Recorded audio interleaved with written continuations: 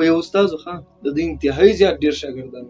او دا شاګردان چې په دې ټول شاګردانو کې یو شاګرد ډیر زیات ګرو شاګردان خو ته ټول ګرانو خو دا یو شاګرد سره ډیر زیاته مینه کوله د ته به کله نه کله ډوډۍ مور کوله کله نه کله به چې کنه ډیر د ناز او د مینه محبت خبرې هم کوله خواري مور سره ډیره کوله دا نور شاګردان په ګیله باندې په شکایت راغله چې استاده مونږ دې ماما غسي خدمت کوو او مونږ چې دې کنه چې څنګه دې درس د کوي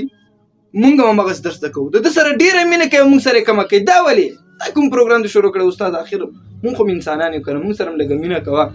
هغه ورته و شاګردانو تاسو پوهیږي دا شاګرد مې چې دې کنه دا ځانګړی خوې لري او تاسو چې دې کنه د زیات نشه رسېله خو څنګه ځانګړی خوې لري وای دې فرمانبردار ډیر دی و څنګه فرمانبردار دی وای زه چې ورته کوم خبره وکم هغه مني او تاسو کې هغه پروګرام نشته هغه ورته دا خو نه شول استاد ته چې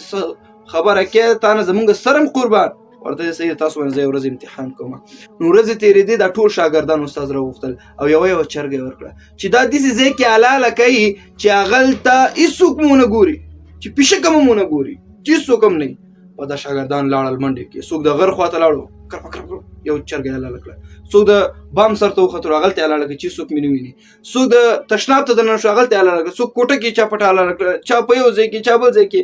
ټول شاګردانو چرګ خونه نیولې در روانه کړی راوړي استاد کې خو چې دا واخله ته زموږ خبر نه مني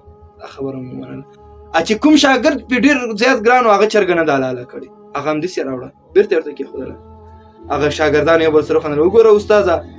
مونږ ورته کنه د سره مینه مکه دا ورستا خبره ونه منله مونږ ټول ستا خبره ومنله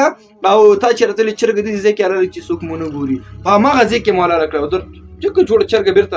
راوړله صبر وکي کنه از نه مخکې موري دې ته د شکارو کوي چې دنه پښتنه وکړه وسه پښتنه وای بچیا دا چرګ دې ولې نه دالاله کړي نو دا ورته چې استاد ته مونږ ته ویلی چې چرګ به دې ځکه الاله و چې څوک مونږ ګوري زلاړه مغرته چې غلطه چرګ الاله کما چې سوچ مې وکړو چې څوک پښتنه چې قتل مې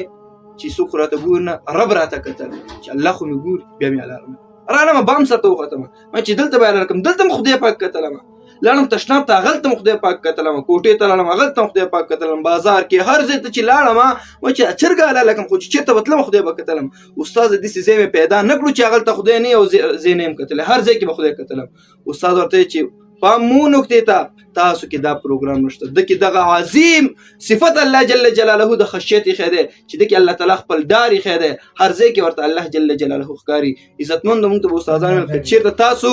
په خپل ځان کې دا صفت پیدا کړئ چې د الله ویرم په ځل کې واچول او دغه سوچ مزان سره وکړي چې زه او هر وخت ما الله جل جلاله ګوري په عمر کې موږ تاسو نه ګناونه شي موږ ته دا کیسه په دې خاطر کوله چې شاګردانو کوشش کوي چې ګناونه ونه کوي همیشه دا فکر کوي چې ما رب ګوري